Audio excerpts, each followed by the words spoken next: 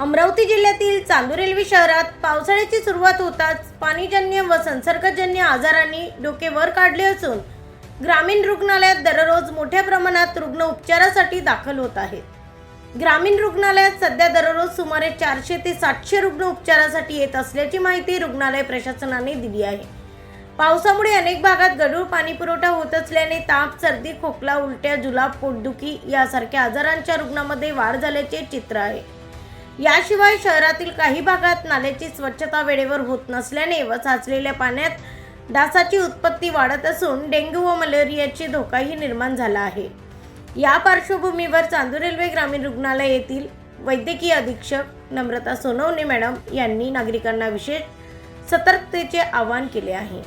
घरात water filter उपलब्ध नसेल तर पाणी उकळून प्यावे, अन्नपदार्थ स्वच्छ व झाकून ठेवावेत, वैयक्तिक स्वच्छतेची काटेकोर काळजी घ्यावी, परिसरात पाणी साचू देऊ नये आणि ताप, उलट्या, जुलाब किंवा इतर लक्षणे आढळल्यास स्वतः औषधोपचार न करता तातडीने ग्रामीण रुग्णालयात किंवा जवळच्या आरोग्य केंद्रात उपचार घ्यावेत, असे आवाहन करण्यात आले आहे.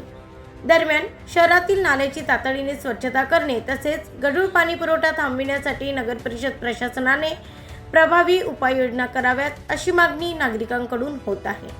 ब्युरो रिपोर्ट MB न्यूज, महाराष्ट्रातील बातमीपत्र, चांदूर रेल्वे, अमरावती.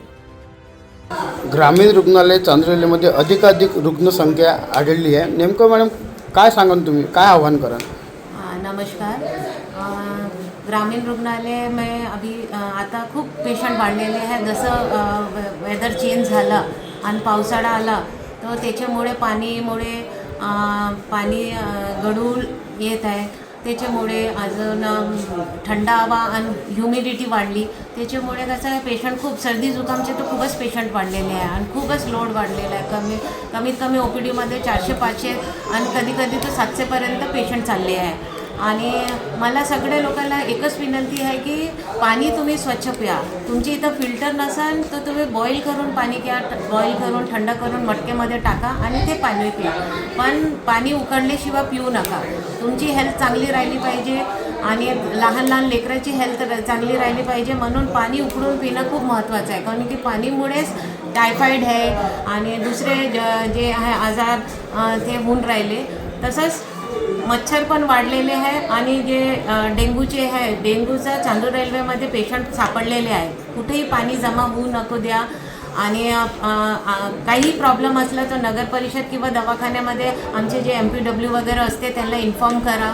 आणि मलेरियाची आणि डेंग्यूची तपासणी इथं फ्रीमध्ये होते, दवाखान्यात फ्रीमध्ये आहे.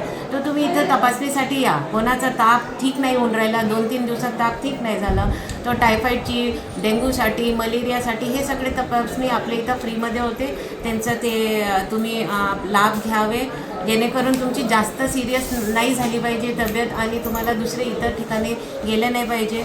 आणि सगळे औषधी आपल्या आर्य चांदूर रेल्वेला अवेलेबल आहे. आणि माझी तो हेच इच्छा आहे की कमीत कमी पेशंट लोक बिमार पडावे आणि स्वस्थ राहावे. थँक्यू. मध्यंतरी मॅडम औषध तुटवडा होता, आता औषध सुरू आहे का? औषध तुटवडा आहे का नाही आहे? नाही, औषधी सगळेच आहे. गव्हर्नमेंटकडून आम्हाला सगळे औषधी भेटून राहिले. आणि दुसरी गोष्ट जे औषधी नसणी तर आम्ही इथे विकत घेऊनही पेशंटला देऊ शकतो RKSमधून. ते काही प्रॉब्लेम नाही. सगळ्या औषधी आहे. डायरिया, डिसेंट्री, टायफॉईडसाठी सगळ्या गोष्टीसाठी औषधी अवेलेबल आहे. आणि आम्ही या ठिकाणी पाहिलं असता एक बेड खाली नाही आहे. समजा पूर्वनियोजनासाठी कुठलीही व्यवस्था तुम्ही या ठिकाणी केलेली आहे? पेशंट रुग्णांसाठी पेशंट तो खूप वाढलेले आहे.